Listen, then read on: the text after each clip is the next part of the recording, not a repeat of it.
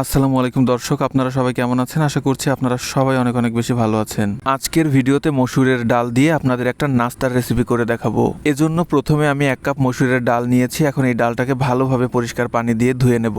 মসুরের ডালে অনেক ময়লা থাকে, তাই 2 থেকে 3 বার এই মসুরের ডালটাকে সুন্দরভাবে পরিষ্কার পানি দিয়ে ধুয়ে নিয়েছি। ধুয়ে নেওয়ার পর এখন এই ডালটাকে সিদ্ধ করে নেব। এই জন্য 1 কাপ ডালের মধ্যে আমি 2 কাপ পানি দিয়ে দিয়েছি। এখন এই ডালের মধ্যে প্রথমে স্বাদ মতো লবণ দেবো, এরপর দেবো 1 চামচ আদা রসুন বাটা আর 1 চামচ জিরা আর ধনিয়া বাটা।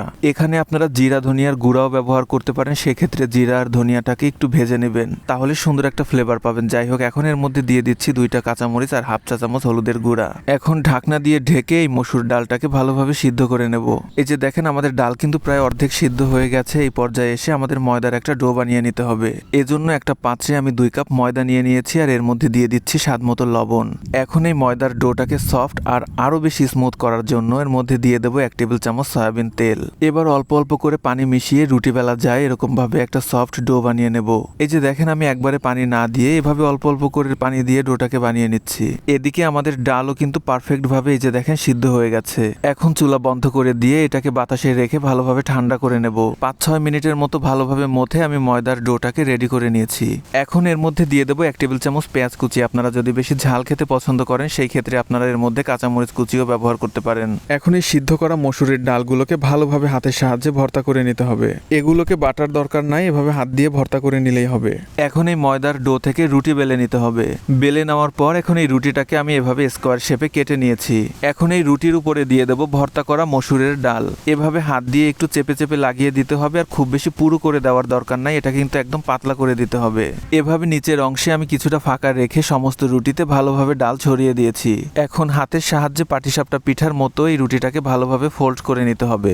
এখন এটার শেষ মাথায় হাতের সাহায্যে একটু পানি লাগিয়ে এভাবে চেপে চেপে ভালোভাবে লাগিয়ে দিতে হবে। পানি দেওয়ার পর হাত দিয়ে একটু চেপে চেপে ভালোভাবে লাগিয়ে দিবেন, যাতে পরবর্তীতে এই ভাঁজটা খুলে না যায়। এখন একটা ছুরির সাহায্যে এগুলোকে এভাবে টুকরো টুকরো করে কেটে নিতে হবে। কেটে নেওয়ার পর এর মুখগুলো হাত দিয়ে এভাবে চেপে চেপে বন্ধ করে দিতে হবে, যাতে এর ভেতর থেকে পুরগুলো বের হয়ে না যায়। এরপর একটা কাঁটা চামচের সাহায্যে এভাবে চেপে চেপে মুখগুলোকে ভালোভাবে বন্ধ করে দিতে হবে। কাঁটা চামচ দিয়ে এভাবে চেপে চেপে মুখটা বন্ধ করে দিলে এই মুখ আর কখনোই তেলে দেওয়ার পর খুলে যাবে না। রুটিগুলো বেলে নেওয়ার পর স্কোয়ার শেপে কাটাকাটি ছাড়াও কিন্তু আস্ত রুটি দিয়েও এটা বানিয়ে নেওয়া যায়। রুটি বেলার বড় কোনো জায়গা থাকলে আপনারা একবারে বড় সাইজের একটা রুটি বেলে নেবেন। সেক্ষেত্রে আপনারা একবারে অল্প সময়ের মধ্যেই এটা বানিয়ে নিতে পারবেন। যেহেতু এখানে জায়গা কম, তাই রুটিগুলো খুব বেশি বড় করে বেলা যাচ্ছে না। যাই হোক, এই যে দেখেন, মোটামুটি সাইজের বড় একটা রুটির উপরে ডাল ভর্তা ভালোভাবে বিছিয়ে দিয়ে রুটিটাকে আবারও পাটিসাপটার মতো ফোল্ড করে নিয়েছি। হালকা একটু পানি দিয়ে আবারও এই মুখটাকে ভালোভাবে চেপে লাগিয়ে দেবো। এখন ঠিক একইভাবে এই রোলটাকে এভাবে টুকরো টুকরো করে কেটে নিচ্ছি, আর এই টুকরোগুলো আগের চাইতে একটু বড় করে নিয়েছি। হাত দিয়ে আবারও মুখগুলো এভাবে চেপে চেপে লাগিয়ে দেওয়ার পর কাঁটা চামচ দিয়ে এভাবে মুখটা ভালোভাবে সিলগালা করে দেব।